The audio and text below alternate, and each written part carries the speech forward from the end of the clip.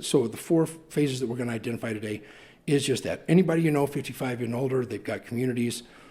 These projects have, but not limited to, there's been a lot of various things, but the idea is that you've got basically a multifamily project. Some of them connected. There are some that have smaller individual homes, but it's written as a 55 and older community, trying to weed out the kids that are going to be, it is a different project if you've got children that are going to be out on bikes and playgrounds. Of course, these will have playgrounds, but they'll be more for grandkids when they come over, right? So that you can identify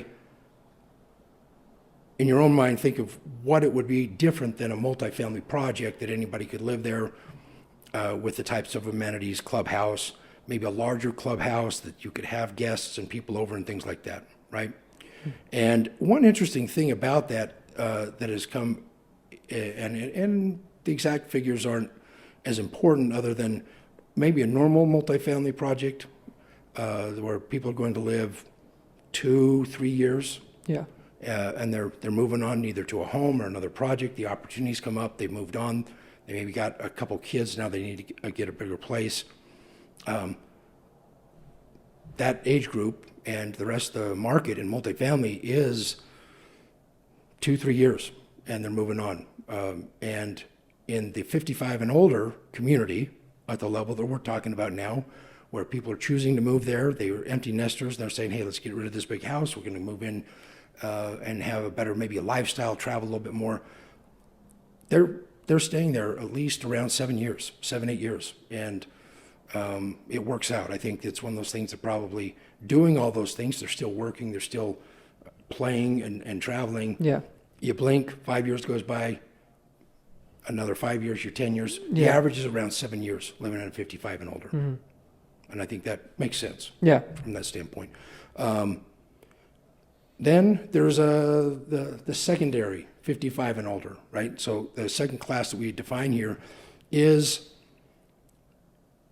it's independent, 55 and older, meaning that but it's got more amenities, it's more enhancements. Maybe I don't want to say necessarily geared for widows or where somebody's doesn't have a spouse, they're not necessarily living there together. There's a lot more enhanced amenities there. Most of them are planning to have a barber shop, a hair salon, maybe a little workout facility that's going to be on the project, the property there. And one of the big things that's different with these is that some enhanced amenities that would be more for activities, barbershop, hair salon, maybe a full-service beauty salon.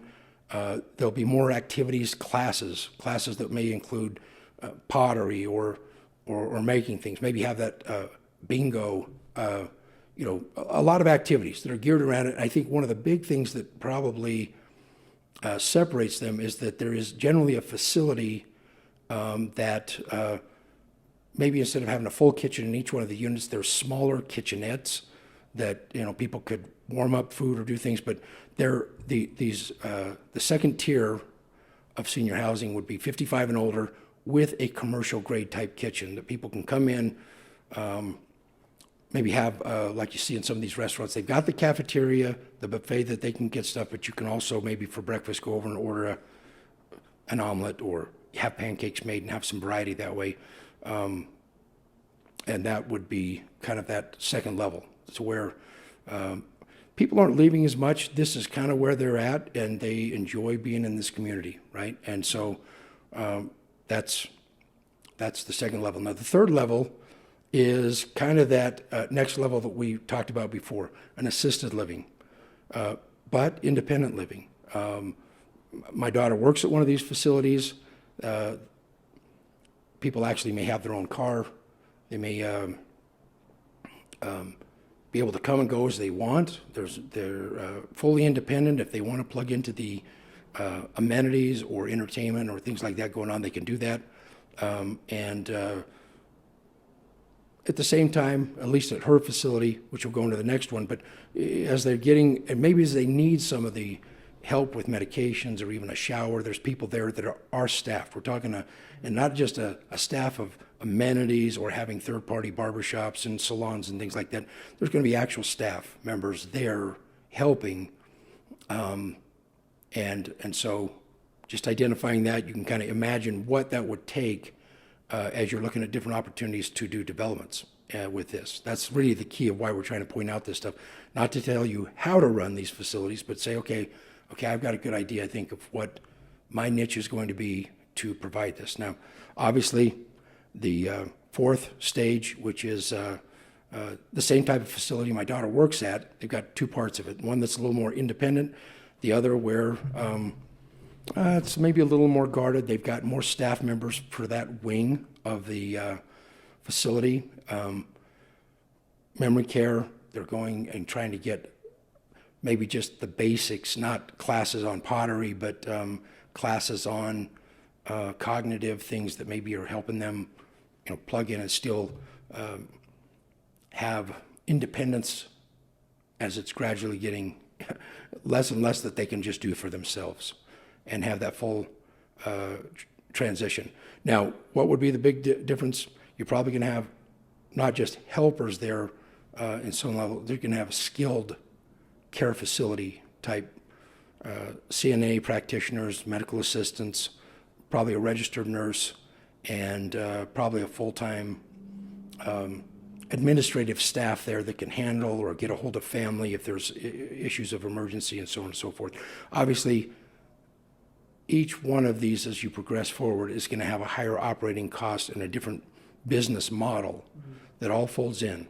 So would you say on the more you go up these levels, you said the higher it is, it's going to cost more to run. Would you say that because the older people probably aren't leaving as quickly as maybe the 55 and up, how it's maybe 7 years, the last one, they're probably in there for life, we'll say, that maybe there's a better opportunity cost in those because there's going to be less vacancy, the people are going to be staying there longer? Or would you say that maybe the younger ones are going to be more profitable because you don't have to hire as much? That's a good question. I think some of this is strategy, and some of it is going to be a niche facility. I think there's going to be some operators that are not going to want or have the desire to run a specialty level of that type of caregiving. And I think that people will develop that niche. I like the opportunity. And we'll get into some of how you can transition and get into these. I would say if you're looking at something, if you feel really comfortable with traditional multifamily developments, you're 55 and older, maybe with up to the commercial kitchen facility would be the niche for you.